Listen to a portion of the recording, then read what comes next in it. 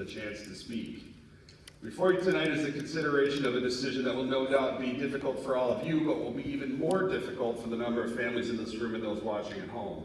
Despite what this district is referred to as right-sizing, it's clear that the intent is to close schools. Despite assurances that closing schools is the last thing we want to do, the process thus far suggests that it is in fact the first thing we want to do.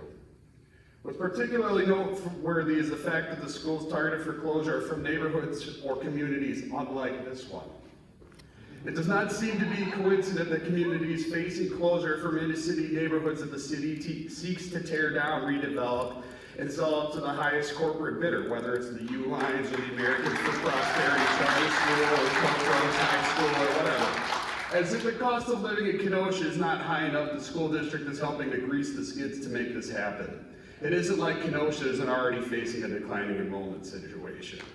Even if those affected families do not have children, this will affect them too, and everybody should be paying attention. Kenosha has had a long history of supporting local neighborhood schools, and if you give them a chance, I believe they would do it again.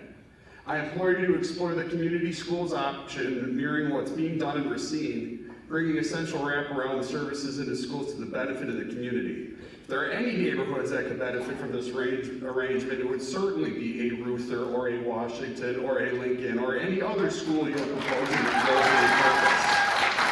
It also starts talking to your legislators, as every other school board in this state does. Kenosha citizens need to do the same.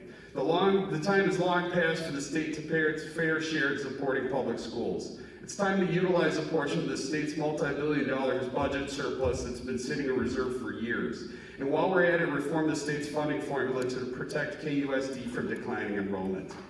Finally, the school board needs to push for a recurring referendum to alleviate the blow from years of stagnant support from the state. You might have to do this anyway. Every other urban school district in the state has done that in recent years to overwhelming success. And last I heard, that's how this school got built. The kids in the inner city deserve the same equity of opportunity in their schools just as the kids on the West End have. So give Kenosha a chance and try the referendum. If it loses, so be it, but afford Kenosha the opportunity. It's disheartening that the immediate reaction from the school board is to close schools as if there are no other alternatives. However, there are many viable, responsible options if you're willing to give them a try.